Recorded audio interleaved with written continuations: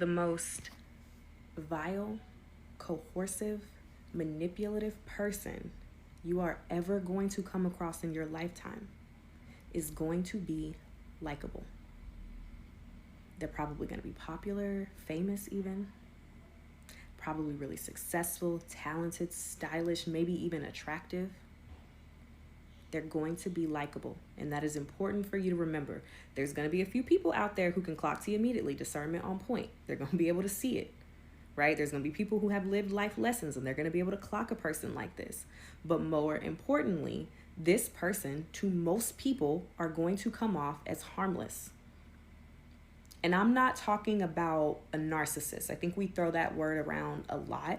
And I mean, it makes sense why I think a lot of people have varying levels of narcissism, but I'm talking about something deeper. I'm talking about a person that exhibits traits from the dark triad. So the dark triad comes out of a study done in 2002 by Paulus and Williams, and it talks about the presence of narcissism, Machiavellism, which is basically being strategically social, and psychopathy, which is to be, oftentimes the positive side of psychopathy is that you're very charming and fearless, right? We think that you're courageous. We think that you're brave.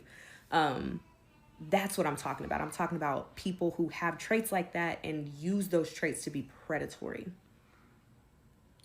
And the reason I'm thinking about this right now is because there's a lot of discourse around victims, around how could someone let this happen? Or if this person was so bad, why do all these people like them? Why do they have so many friends? Why, are they so famous? Why are so many people coming to bat for them? Or why would a victim participate in their own abuse if this was so bad? And the truth is, we're really doing a disservice to victims and to people and to potential victims when we don't admit to ourselves that evil, sadistic, predatory people can be smart and charming and strategic.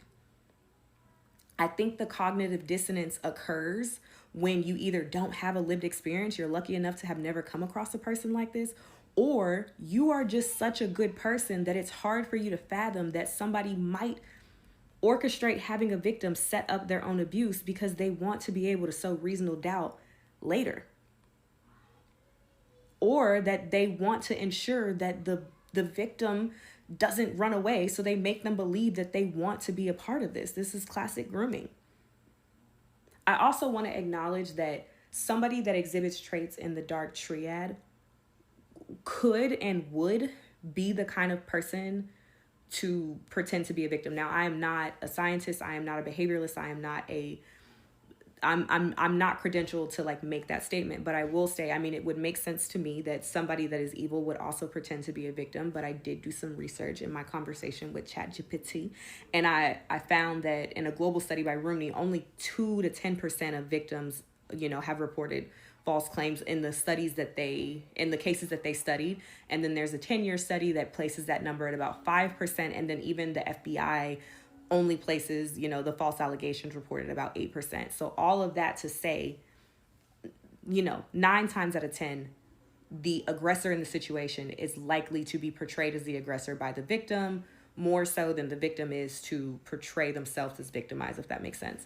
So, and I think I really want us to begin to have these conversations, particularly when we have things like social media. And, if I was somebody that was evil, that was trying to get away with some stuff right now, I would use social media as a litmus test to see exactly how much I could get away with before public perception begins to be swayed. We offer up so much for free to this internet by sharing our opinions, by responding on the Shade Room to, the most popular court case that's happening right now, and giving our opinion and poking holes in the defense. It's probably a great time to be a defense attorney. All you got to do is scroll through some comments. I'd love if my case went viral, probably. So it's important for us, for, current victims, for future victims, and honestly just protecting ourselves, to remember that evil people can be smart and they can be likable.